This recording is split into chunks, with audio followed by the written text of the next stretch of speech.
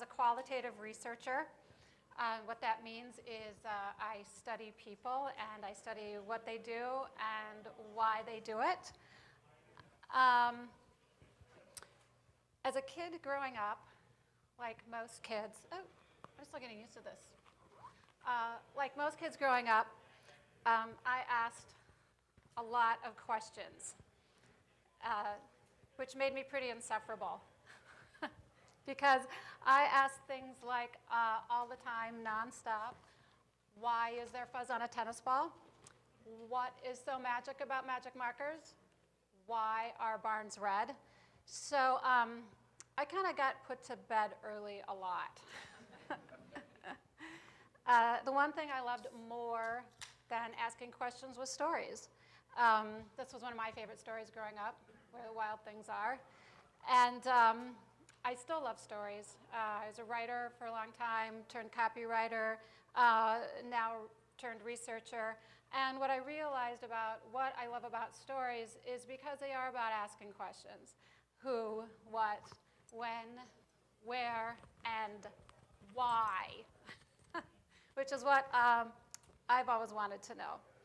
So I became really interested in this idea of startups and startup pitches, the stories behind them, how they evolve, and that intersection about story and what makes a good startup pitch great. So what, you might ask, do I know about startups and startup pitches? And when I say startup pitch, I mean the 8 to 20 minute pitch, not the elevator pitch. What do I know? Not much. But hey, I'm a researcher, so I decided to do what I do best, and that is talking to people who listen to hundreds of pitches a year. I talked to advisors, investors, coaches, and I asked them one question in particular. How much does story have to do with a great pitch? And you know what they said? Pretty much everything. So I'm going to share with you what I learned in my conversations with them.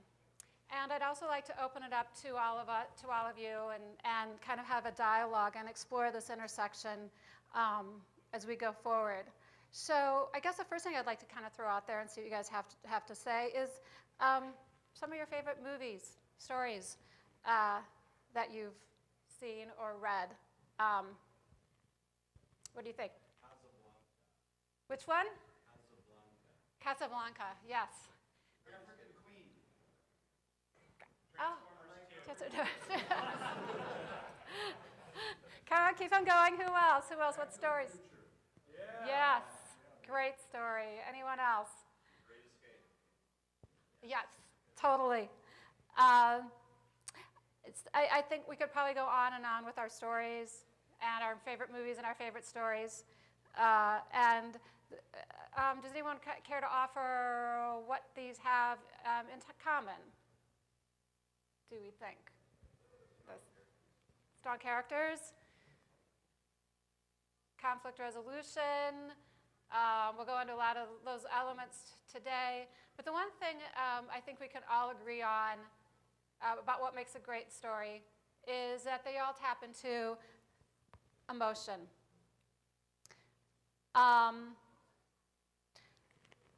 This is a quote, Mark Evans. He writes a lot for Forbes. He advises a lot of startups and writes a lot about storytelling and pitches. And what he ended up saying is that most pitches do quite the opposite. They get tied up in content, facts, figures, and at the end of the day, what people really care about and get drawn into is the story. And it just happens at such a core level that a lot of times a listener, an entrepreneur, an investor, an advisor might not even know that that's what's actually happening. So he says we can learn a lot about crafting a story and understanding what it is about stories that draws us in, and then bringing that into making that connection, that emotional connection through facts and figures. one investor I talked to, this is what she had to say about that. But one way or another, your pitch does have to tap into an emotional connection. And the best way to do that is with story. So I came up with 4 basic themes that have to do with storytelling as they apply to pitches. And in my conversations, I learned that there is the single most important thing in storytelling and in pitch was likability.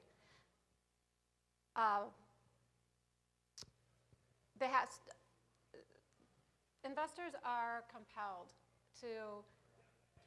and are drawn to pitches where there's a likability factor. They tend to be more interested in the people than the idea. I mean, the idea has to be good, but at the end of the day, it's about your story and you and your likability. And that happens so instantaneously. It's when the first minute or two, they know whether or not they like you. So when you think about a protagonist, they're either likable or we end up liking them because of their story.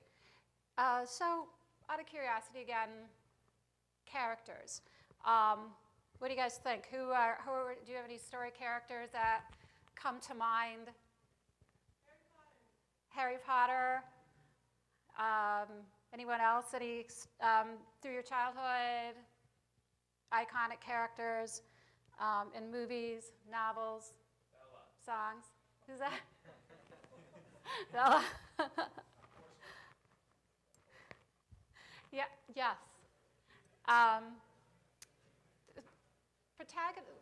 Your protagonist can either be you, it can be your idea, it can be your product, but in the end, when we like a character, we want that protagonist to win. So, how much do we want these guys to win? If they are too perfect, we tend not to like them because we need to relate to a character. And how many of us are perfect? So, well, John, we know. We know that. God bless you. But at the end of the day, if you're too perfect, you can't be related. You can't relate, and that's why some of these stories work as well as they do, because the characters are not perfect, and sometimes they are really not perfect. Dexter, serial killer, far from perfect. Neurotic fashion princess. A guy that will beat the crap out of you if you step into a ring. Antisocial. Let's see, what is she? Liz Saunders, known for her extreme antisocial. Talk about dislikability. But when we know their stories and there's a story that surrounds them, we end up liking them. And it's all about their story. So that's the one thing to keep in mind is being likable, and it just means being authentic. It just means being who you are and letting your passion show through and let your story coming out about whatever it is you are so into. The other thing, as number 2, main theme, is imagination. And in our conversations, one thing I came across was this idea that I was really struck by, and that was that in 1938, at the end of the decade of monumental turmoil, the year's #1 newsmaker was not Franklin Roosevelt, it was Delano Roosevelt, it wasn't Hitler, it wasn't Mussolini, it wasn't Pope Pius IX, it wasn't Lou Gehrig, it wasn't Howard Hughes, it wasn't Clark Gable. Does anybody want to take a guess in 1938? Actually, you're kind of not too far from that, but close in category. It was the subject of the most newspaper column inches in 1938 was this crooked-legged little horse named Seabiscuit. And because people could relate to him, and he captured the imagination of an entire nation. It was his story that drew people to him. When this horse raced, he packed roads. When this horse came by in a car in one of the train roads, he logged something like 50,000 miles in a year, traveling back and forth. And people streamed to wherever he was showing up. They stood on the side of the railroad tracks. This horse captured the imagination of an entire nation because they said, if he can do it, we can do it. And he not only did it once, he did it twice in Laura Hildebrand's best-selling book and the movie, which again captured the imagination and said, and allowed us to imagine ourselves as we could be, which is what stories do, and startup pitches, and at the end of the day, our ideas. They ask us to see the world not as it is, but as it could be, and then it shows how we're going to do it in a very clear and logical way. So, Chris Carlson, I don't know how many of you know Chris Carlson, the pitch doctor, narrative prose. Great guy. If you can spend some time with him, I highly recommend it. He goes to say that there needs to be signposts along the way, and that tell you this is going to be a great story, that you are going to feel like an 8-year-old kid again, because that's what entrepreneurs like. We like to feel like kids again. We like to feel that sense of exploration. So anytime you can do that with your audience, when you start to capture that imagination, you are on your way. And in storytelling, it's key phrases like, what if? I think, then one day. And I believe if you go to Google Pixar template storytelling or pitches maybe, and they have like 22 points that go into creating that experience. And who better than Pixar? I mean, they've just got that nailed. The third theme, and this will come as no surprise, is passion. One investor told me about an entrepreneur pitch that she heard, and great idea, great approach, great market opportunity, great numbers. It was flawless. They all got together after the pitch and decided whether or not they wanted to invest on them. And what do you think? They passed. Why? Because there was no passion. And they said, we like it, we like the idea, we like everything about it, but can't do it. Passion is important to investors. They need to know that you're going to be able to continue to evolve this story, that you're going to be able to keep finding a path to whatever's coming next. And they need to know that you're going to be able to sell your product, sell your service, that you believe in what you're doing so much, you need to bring other people on. They need to know that you're going to be able to continue to motivate your employees. They need to know that you're going to be able to form beneficial working partnerships with your vendors. So that's why they need to see that passion. And the best way to do it is through story. So how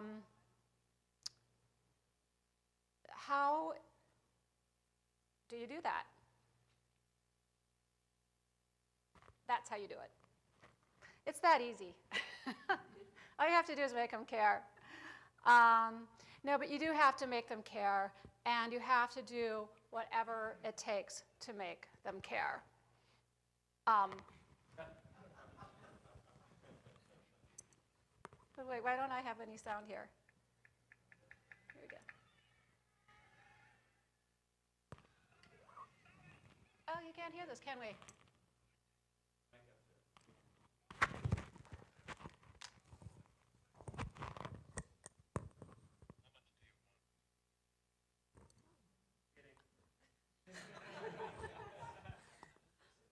gullible. What do I do? How do I fix this? Because I have a couple other things I want you guys to hear. Help. Huh? If it comes out of the speaker on there, your mic actually should have worked. You just have to reset the video. It just ended. Yeah, it just ended. Oh, okay, that's all right. All right, this may be an audience participation. Actually, this isn't audience participation. So now I know none of you would stoop this low as to use cat juggling to get an investor's money, would you? Okay. Maybe not. But really, here's an example of passion. A company called Halo. They make sleep sack. Does anybody know of this company? Heard of them? Okay. So you might know their story then. A little bit about it is they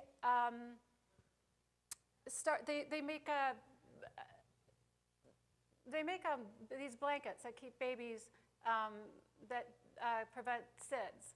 And how it came about was this particular entrepreneur had a daughter that died of SIDS, and he was devastated. So he decided what happened to his daughter was he wasn't going to allow happen to other kids, so babies. So he went and developed this idea with an engineer, and he was extremely passionate about what this was about and what it could do. So in his pitch, this emotion came across so well. The story was so compelling that ultimately an angel investor ended up investing in this startup. And what's so interesting about it is that they went in, and this was the farthest thing from their mind. This wasn't something that was totally out of their space. This was something that they were just completely not even interested in looking at. And at the end of the day, they went, I got to do this. Make me care. The fourth theme is conflict resolution. That's a strong element in stories. I think we all see that whenever we go to the movies or read a great book. And it is the basis of every story. And what is that? It's setting it up, the conflict, and then the resolution. How are you going to do this? So you have to keep this engagement on an emotional level. Pull them in. How are you going to solve this problem? How are you going to carry the emotional mindset to that solution? This is where a pitch makes it compelling when there's a problem to meet an unmet need. Most importantly, it's how quickly can you help an investor understand what that value is, where the idea meets the benefit. Help them see how you're going to meet that unmet need through a conflict resolution theme. And it's an opportunity for you to use storytelling even if you're not personally involved. I think a good example of this is LED lighting. It's a fascinating space. It's a story about light. And light has so many connotations behind it. And when you think about it, it implies so much. And on the level of a global level, as a world, we're switching to different kinds of light. And who provides that light, and what's that going to mean, and what are those implications? And that becomes a story. So there does not have to be always this personal connection, because yes, we can look at baby blankets and SIDS and go, well, that's kind of a no-brainer. That's pretty a draw. But there is a story in just about everything. I'm going to show you See, a live demo. how do I do this? It actually works. It's a little crazy. Does anybody have any?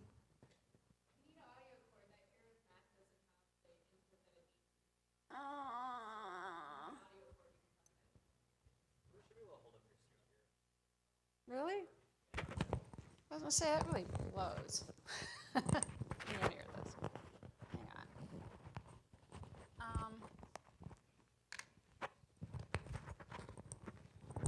Sorry, you guys. Now I'm caught. God. You're not perfect, but we love you. Thank you, John. Can you? That's like I'm having technical difficulty. Yeah, will you come help me? I need help. Fair try. I told you this was going to be interactive. All right, here we go. Wait, where's my speaker? I don't even know where my speaker is. On your computer. Yeah, where? I don't work with Apple stuff. How can you not work with Apple? I'm going to show you guys a live demo Hear that? of how this thing actually works. It's a little crazy. The first thing I'll say is this is an example where Frank's ad might kinda actually hear it? appear on Yex.com. But I need help from the audience. What kind of car should I call Frank about? Porsche. Okay. I thought this was a startup conference, but all right. This is a live call. Calls recorded for quality. That's a Yex number. It tracks the call.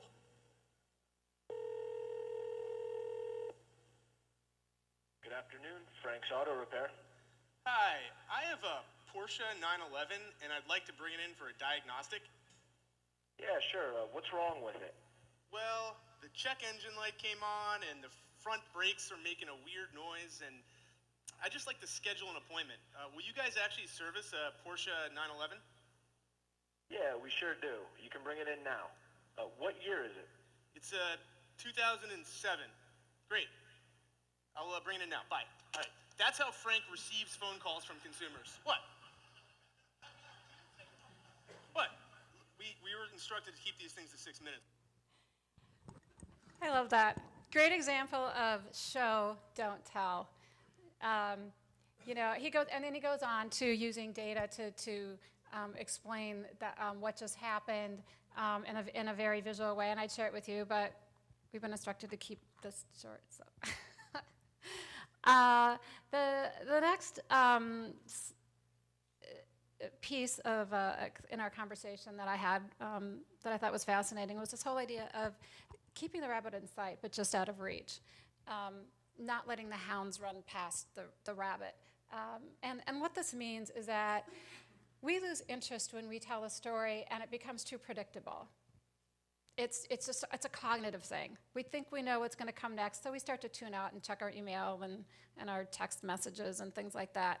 So it's a tricky balance because you want to keep the rabbit just ahead of your investor, your advisor, whoever that audience is, so that they're chasing after the rabbit. But by the same token, if you get too clever and it turns around that corner too fast, you lost them. So,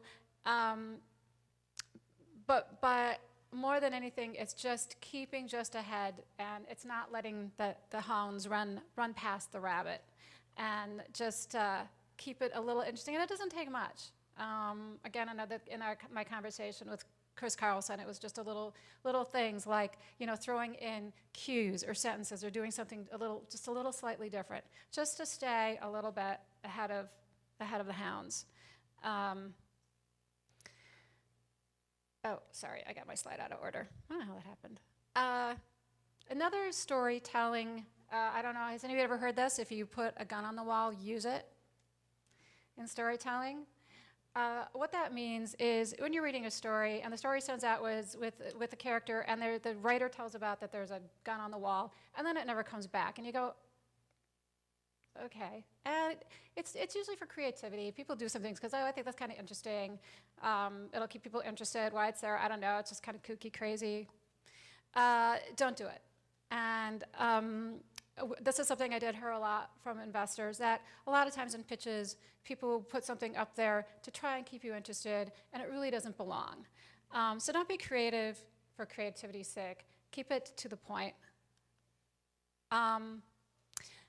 You know, and I thought this was a really good point too, is this whole idea of narrative and voice, that whatever you have in your story or email deck, carry it through to your presentation pitch.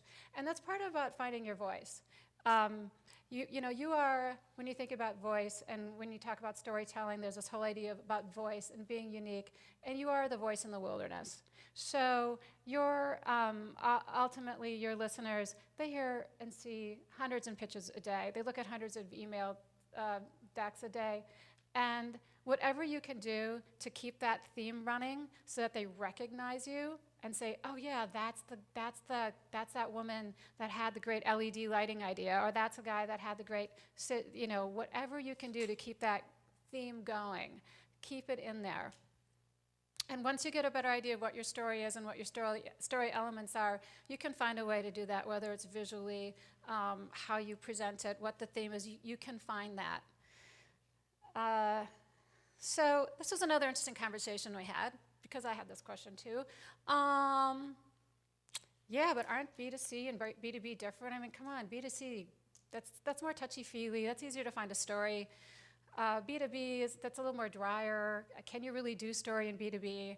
And, you know, the best advice I heard and the thoughts I heard, and this made perfect sense, think of B2B as a documentary, because they are a little drier, but they can still have a story. And no matter how dry it seems, chances are you can find a way to make it interesting, and you can find a way to make it connect emotionally and bring it back to some kind of human experience. So I'm going to throw something out here. How interesting do you think a story about crossword puzzles could possibly be? How interesting could a movie about crossword puzzles possibly be? Hour-and-a-half movie about crossword puzzles. What's that? Or chess, right. So I'm going to show you this. Now, wait a minute, what the? Don't get cute with me, Will, because I'll come over there. All right, here we go from the beginning. My name's Will Shorts. I'm a crossword editor for the New York Times. Without him, we'd just be at home doing puzzles like everybody else. Dear sir or madam, this one last Saturday was ridiculous. Give me a break. I don't get it. You are sick, sick, sick. When you imagine crossword guy, you imagine he's 13 to 14 inches tall, and yet he's a giant man. He's the Errol Flynn of crossword puzzling. Well, welcome to the 28th American Crossword Puzzle Tournament. You know, I get very nervous. Oh, why do I go through this? I have nothing left to prove. You know, it's all downhill from here. A stranger walks into a room with a piece of music that I've never heard and puts it in front of me, and I play it. It's sort of like dealing with puzzles. Everything leads up to the tournament. I've been in the finals like the last 4 years, but I always come in third place, so it's kind of embarrassing. To win at Stanford, I'd have the record for the youngest champion, and you know, in small circles, fame. Let's rock. I've always been intrigued by the letter Q, and some letters are just boring, you know, N is a boring letter, but Q is a very good letter. Everyone ready? Go. If you can do this puzzle, you can probably do any puzzle they throw at you. Yeah, I just had a little heart attack. I don't think it's going to happen. You're kidding me. Of course, the whole election in '96 was a puzzle to me. I was just sobbing. Half the time I do these things to see what people are thinking about. Oh my God, it's a three-way tie. That's going to be epic. This is the puzzle that's going to rip your heart out. Wordplay. It's very clever. Come on, Shorts! Bring it! So how many of you would want to go see this movie? Yeah? Isn't that wild? Yeah, who'd have thought you could make, who'd?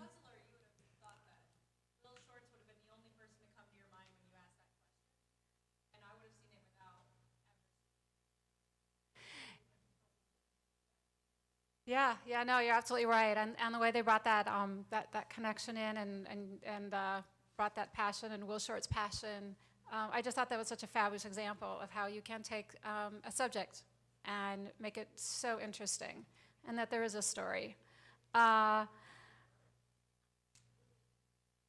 This is otherwise known as the big ending. You know, a lot of times I've heard what investors and advisors will say when they see a pitch is that, you know, we end with, you know, well, thanks for coming, here's my email. Trying to find a way to end big, whatever that is. And it doesn't have to be huge big. And I'll show you this example. I thought this was just a really interesting, a good way of showing this. This was a woman that started out with an app called Suspicious Behavior. And she started out telling a story about a neighborhood that had been kind of I don't want to say terrorized, that's a little bit, but they had a lot of problems with somebody that had been displaying some not very great social behavior, shall we say, and making some people feel very uncomfortable, and was becoming quite a lot of concern. So they used this app, and she used it for a demonstration, and this is how she brought it full circle. Information out to your neighbors that you have never spoke to. And basically, it's so simple to use that you have your phone in your pocket or in your purse at any time. Today, we're seeking additional money to be able to add text details to the report as well as to upload. But more so, we actually want to get that suspicious behavior out to all the neighborhoods and communities so that we can customize it to fit exactly what they need. Raise your hand if you would use that suspicious behavior. Thank you. And by the way, the individual was caught after the 7th victim. Thank you very much. Please go to our website, thatsuspiciousbehavior.com. Give us your email address. So just, I think, a nice example of just finding a way to end with a strong finish. And, you know, finally bringing your story full circle. It doesn't have to be a lot, but just bringing it back to the front, and it's putting that little bow at the top, and it's like that little kiss, that emotional tie. So when I started talking about this session, I was talking about what I do for a living, how I love to ask questions, how I can be quite insufferable about it. So I believe we have a little break coming up, and I have to ask, what's for lunch? What's that? Is that? Yay. And maybe some beer. Does anybody want to offer any questions? If you want to continue discussion, we still have a few minutes. And thank you all for coming.